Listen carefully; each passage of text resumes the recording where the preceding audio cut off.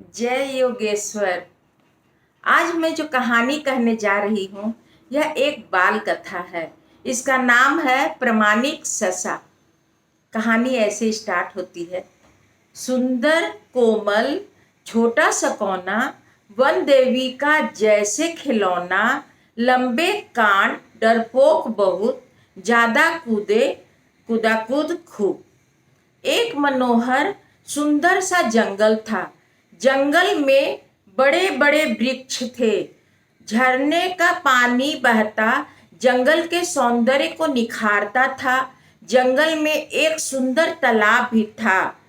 जंगल में लोग घूमते घूमते उस झरने के पास जाकर पानी पीते थे।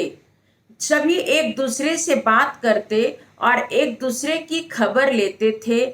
पंछी वृक्ष की एक डाल से दूसरी डाल कूदा कूद करते थे और छोटे छोटे पशु नाचते कूदते थे।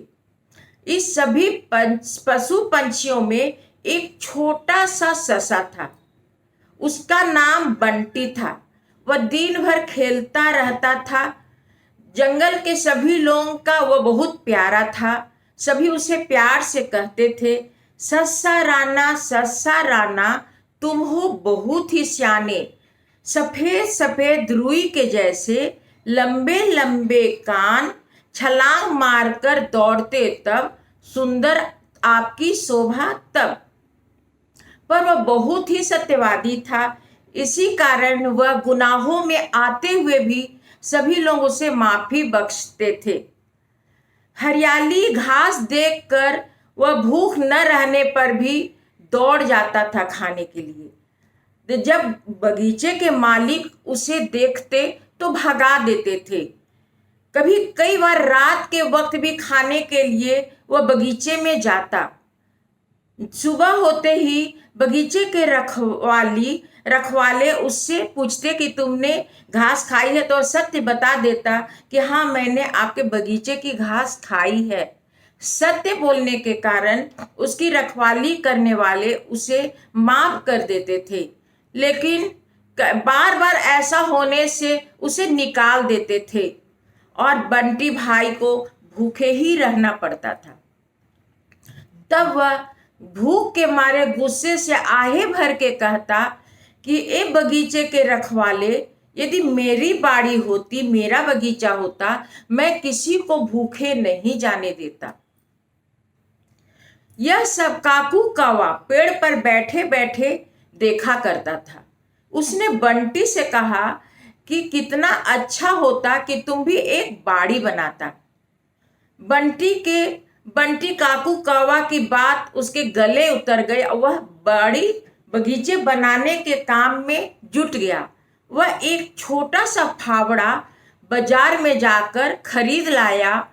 जहां पानी बहता था उसके पास जमीन का एक छोटा सा टुकड़ा था।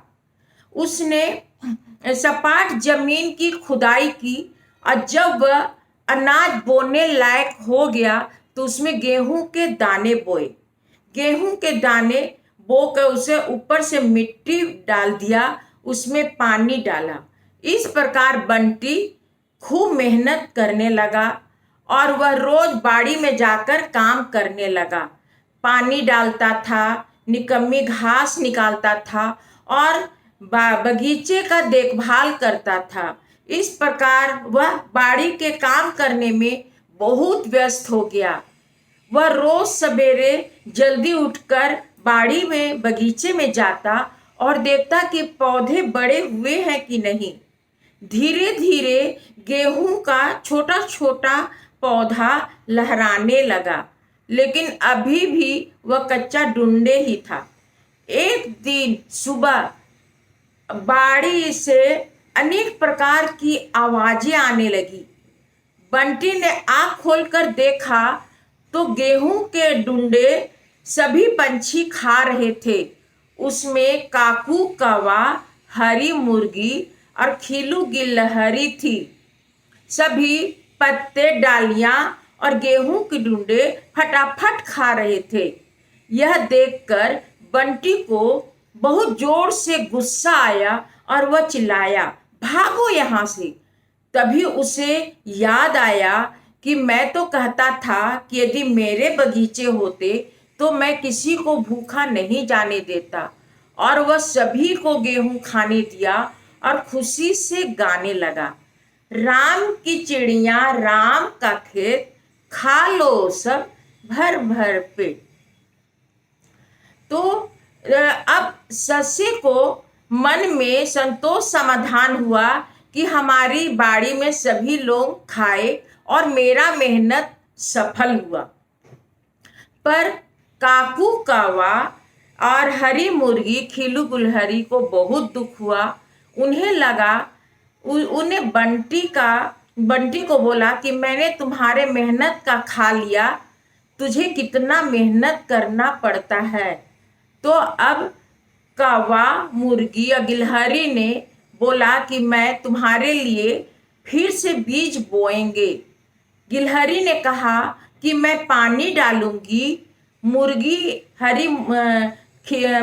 ने कहा कि मैं निकम्मी घास को निकालूंगी।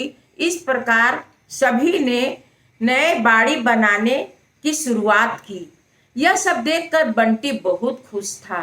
बंटी ने कहा कि यह बगीचा हम सब की है, इसलिए इसमें हम सब मिलकर मौज मनाएंगे। उसके बाद सभी ने मिलकर मेहनत से बाड़ी बनाई और मौज से खाने लगे, बोलते हुए, राम की चिड़िया राम का खेत, खा लो सब भर भर पेट। यदि यह कहानी अच्छी लगी हो तो लाइक और सब्सक्राइब अवश्य कीजिएगा, ताकि आगे भी ऐसी अच्छी अच्छी कहानियाँ सुनने को मिलती रहे। Thank you.